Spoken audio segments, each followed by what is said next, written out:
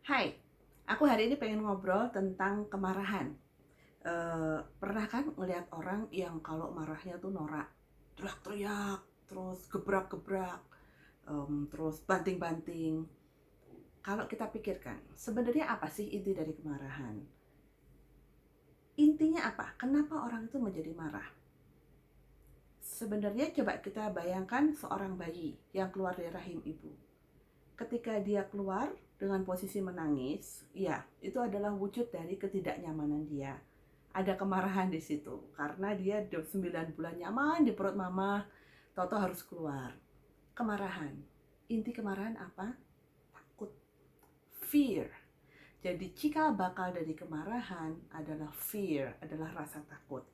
Rasa takut dia berada di situasi yang dia tidak inginkan, rasa takut tidak dipahami oleh orang lain, rasa takut berada di tempat yang tidak aman, tidak nyaman. Intinya semua inti kemarahan adalah rasa takut.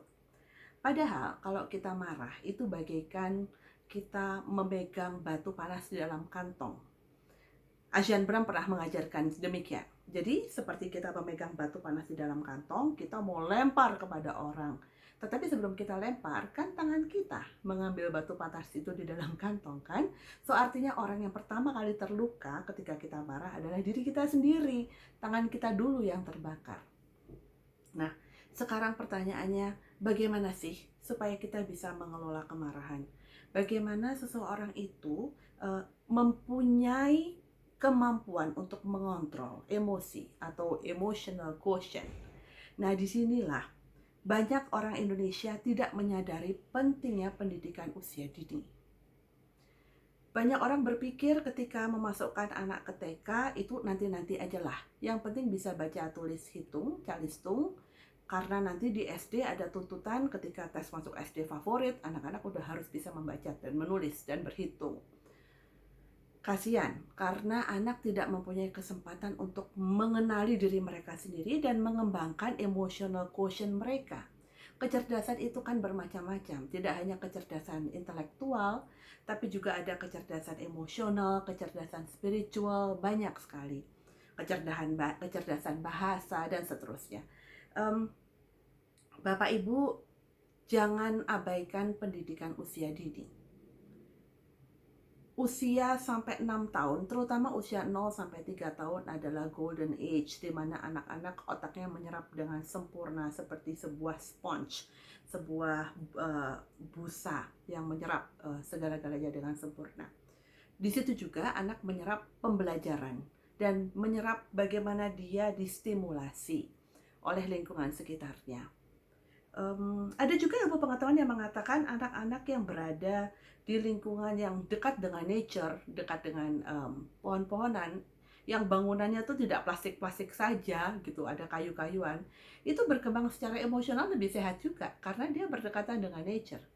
Anak-anak sekarang bahkan dituntut untuk bermain yang kena dengan sinar matahari.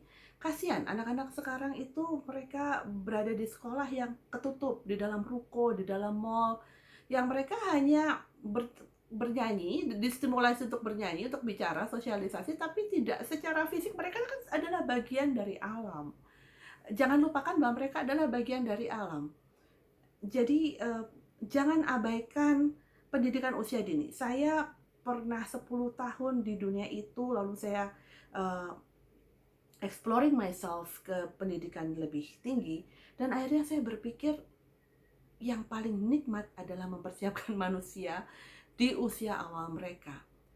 Karena saya perhatikan murid-murid saya yang distimulasi dan dididik dengan baik ketika usia dini, rata-rata tidak mempunyai banyak masalah ketika mereka melanjutkan ke jenjang sekolah selanjutnya. Jadi salah satu dari cara kita mempersiapkan kemampuan untuk mengelola anger management kita, mengelola kemarahan kita dengan baik adalah memastikan bahwa kita memberikan stimulasi yang tepat. Anak bisa distimulasi oleh orang tuanya, tetapi kan tidak serta-merta orang tua selalu dalam kondisi stabil. Kita juga punya pekerjaan, kita juga punya tekanan-tekanan hidup yang sehingga kita tidak bisa 100% smiley and friendly to our kids. Itulah kenapa kita kirimkan anak-anak ke sekolah di mana guru-guru juga berbatas dong, bukan anaknya sendiri, mereka nggak bisa seenaknya, sehingga mereka lebih prima ketika memberikan stimulasi kepada anak. But again, my message is carilah sekolah yang benar-benar bisa mengolah dan mengajari dan menstimulasi anak untuk mempunyai emotional quotient yang baik.